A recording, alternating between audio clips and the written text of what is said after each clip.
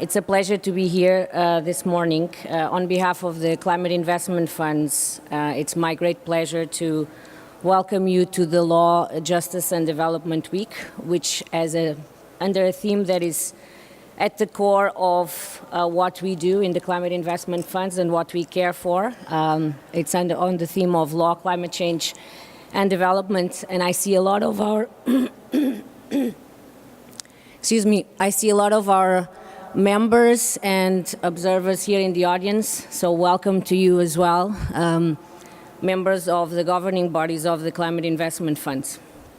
We partnered with the World Bank's Legal Vice Presidency because we saw these things were happening at the same time.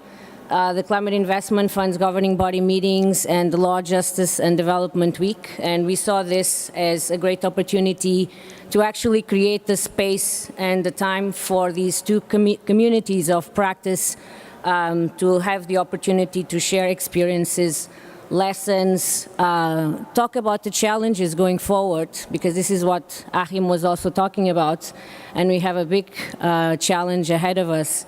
And make new friends, because friendships are also very important in this process. The Climate Investment Funds, as was said already, were established in 2008. A group of like-minded countries, individuals, institutions came together, a group of donor countries, a group of recipient countries, and the multilateral development banks to put in place these funds. And if you think a little bit about 2008, you will recollect how challenging times those were. From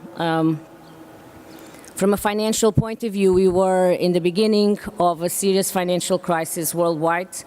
And in terms of climate change, there was at the time no consensus on climate change. The negotiations were progressing, but we didn't have a Paris Agreement like we have today. So what was demonstrated over the past 8 years is that commitment, the efforts of those like-minded champions that came together and put this initiative up and running have proven to be very important, and have proven to be that what was perceived at the time as very difficult and challenging investments, and most likely that they wouldn't materialize in the developing markets, which are the markets that we focus on. We have been proving over the years that that was not true. As long as we put the effort, we put the resources, we support the right partnerships, these investments can become a reality. We are operating in 72 countries, 72 developing countries worldwide. We have more than 300 projects in our portfolio, and we have been learning a lot. In my own language, for those of you who are familiar with Portuguese, I would call it desbravar mato. Maybe those that speak Spanish understand it as well. What it means is that what we have been doing actually over the past 8 years is supporting, first of its kind, it's opening a territory that was very difficult to see a path through. That's what it means, what I just said in my own language. You basically put all of the efforts in and the necessary resources at your disposal, and you support first of its kind. You open ways for things that were perceived as to be very difficult for them to become a reality. So if you look at our portfolio, what you will see, excuse me, is first of its kind investments in renewable energy, in resilience, in forestry, in so many countries, in so many of these developing countries that we are supporting. From concentrated solar power in Morocco to geothermal in various countries in the world, we are basically supporting the leadership of those countries make these investments a reality. And the way we do this is through two things that Laura mentioned, which are very important. Thank you so much, Ma'am.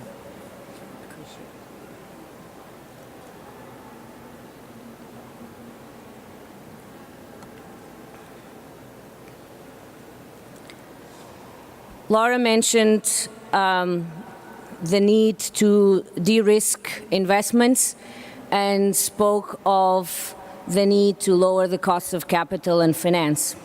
That's what the climate investment funds have been doing. We have actually been supporting the leadership of developing countries through 5 multilateral development banks do precisely that. De-risk investments by either the use of the right appropriate financing instruments or lowering the costs of capital, and thereby addressing the risk perception, real or non-real or just perceived, that are impeding investments to take place in developing countries. We are on our way to achieve substantive results through our portfolio. As was mentioned as well, it's 8.3 billion, but this is just, as Laura said as well, one piece.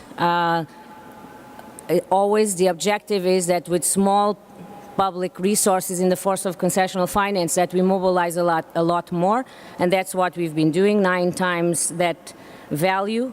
And we are on track to deliver 1.5 billion tons of CO2 emissions, support 30 million people become more resilient to climate change impacts, and support 17 million people be given access to energy, as we know, so important from a development point of view as well. Achim explained why we are in a new world. This is the reality. And